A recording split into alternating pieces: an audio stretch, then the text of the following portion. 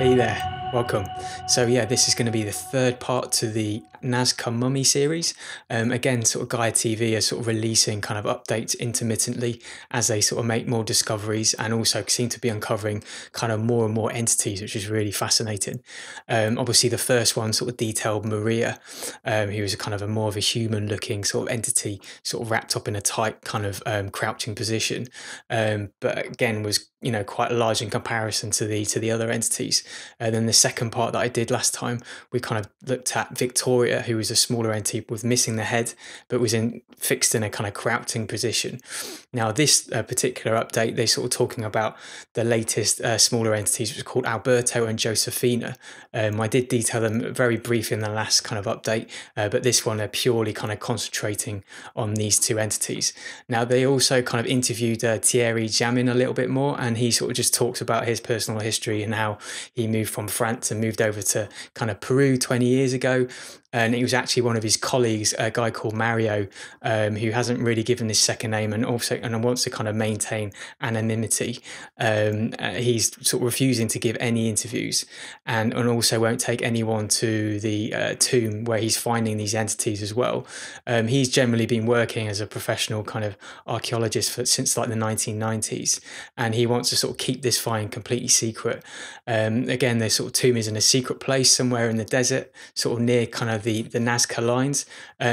Now he's finding it in an area which had loads of tunnels and various branches, and he doesn't quite know how far and deep these tunnels actually go. And he thinks he's only sort of stumbled upon 10% of the actual main find. So there's obviously going to be a lot more to come. In terms of these entities, he discovered these two sarcophaguses, and the first sarcophagus actually just had kind of general objects in it. Now the second one is where he's finding all these entities, and there seems to be quite a few of them. Now, but the actual Maria, she wasn't in either of the sarcophagus. She was kind of sat outside of these areas. Also, this Gaia update, they sort of talk about the white residue that's on the outside of the entities. A lot of people have speculated the fact that looks like some kind of plaster of Paris, like it's part of the kind of modelling, but it's not. It's been used in the mummification process, and it's basically from diatomaceous earth, and under a microscope, they can sort of see that it's actually made up of really tiny aquatic animals, and it's the kind of skeletons of these animals that contain sort of silica. Now, they sort of speculate the fact that this was maybe used to draw out moisture from the entities, so which would make sense, obviously, to prevent the kind of carcasses actually rotting. Then you need to get the moisture out, so hence why that kind of white residue is on the outside of all these entities that have been discovered. It also appears that a lot of this research is happening, it seems to be occurring in Cusco. And again, this kind of episode that they released on Gaia, they're kind of looking mainly at Alberto and Josefina. They had a new sort of forensic doctor who's basically spearheading the research on these particular entities. He arrived with quite a skeptical mind, and again was just kind of completely blown away by how kind of genuine this does appear, and it would be incredibly difficult to hoax. So he's kind of looking at this as too perfect to be sort of basically created by anyone. They again sort of taking x-rays and CAT scans. Apparently he didn't want to take any sort of physical sample because he didn't want to damage the actual kind of entities themselves. What was quite interesting with the x-ray, especially with Josefina, there was a strange kind of metal thing kind of strapped to her kind of top end of her torso, like her chest, and they didn't really kind of go into exactly what they thought that might be. It doesn't actually pierce the skin, but kind of sits kind of on top. And then also there's a strange bump on the kind of abdomen area of Josefina, and through the x-ray you can actually see there are 3 eggs sort of sitting inside our abdomen, which is kind of really, really interesting. They also kind of went over the anatomy of the beings themselves, and how like actually this kind of a mixture between human characteristics of having a head, cranium, eyes, but the no nostrils or auditory canal, so it looks like they can't really speak. But in terms of like the extremities, they're 100% kind of reptilian in origin, whereas the sort of the core of the entities and the thorax and the abdomen are kind of human. And they did say that these entities would have definitely walked. and they obviously had a certain amount of intelligence because their kind of craniums are quite large. So it sort of specifies that potentially they would be sort of relatively intelligent sort of beings. Also, what was really interesting, they had no jaw. So this obviously means that it would be incredibly difficult, actually impossible for them to chew, but they can swallow. So this adds a lot of kind of speculation about how these beings potentially would have eaten. Also, they do have two nostrils, such as reptiles, but as I said before, they don't actually have any respiratory sort of system there either.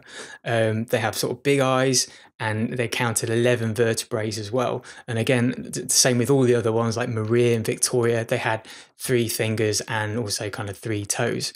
Again, some of the scientists were sort of speculating this is more of a new species rather than kind of anything that was extraterrestrial in origin. What was interesting as well, again, kind of links it to being reptilians, the fact that, you know, humans, the ribs sort of generally kind of finish halfway down the torso, but with these entities the ribs go all the way down the torso. And again, that's kind of a trait of being sort of reptilian in kind of origin. The neck of both of them was also very kind of similar to sort of humans, and again, they kind of were quite, you know, speculating about if they have no respiratory kind of like system, then how these entities breathe. So, you know, they don't really have any conclusive ideas about how these entities would breathe because they don't have the normal respiration system there at all. Um, Now, as I said before, kind of sort of Maria is more kind of human-like, and these ones sort of seem more kind of like reptilian in sort of features and physiology. And then also, you know, Victoria was featured in the second part last time. You know, she was carbon dated between 987 to 1145 AD.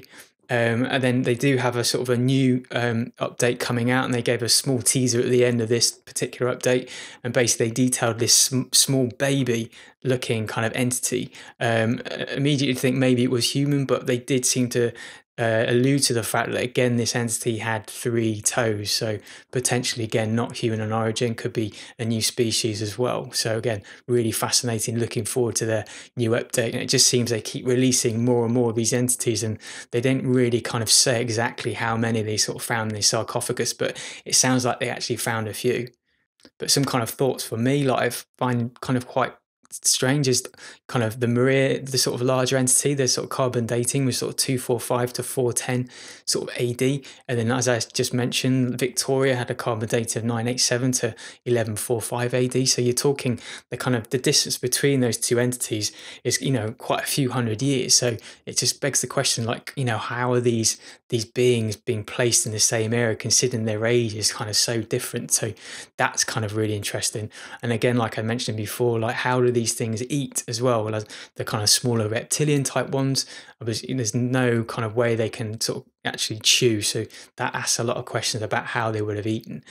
And along with that, they don't really have any kind of vocal cords as well. So how are they communicated? And, you know, potentially if they were sort of quite high level sophistication in sort of intelligence, could that mean telepathy maybe? I don't know. Or maybe some sort of like sign language. But again, they have no way of vocalizing kind of communication. So again, it's sort of, you've got to think about how potentially that might occur with these sort of beings, which is, again, really fascinating thing to think about.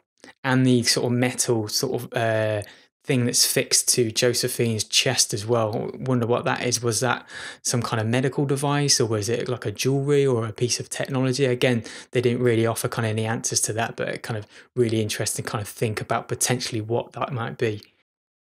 So yeah, that just about wraps up the part 3 of the Nazca Mummy. Again, really interesting. Just yeah, really interested to see what the next update is going to be with this baby entity.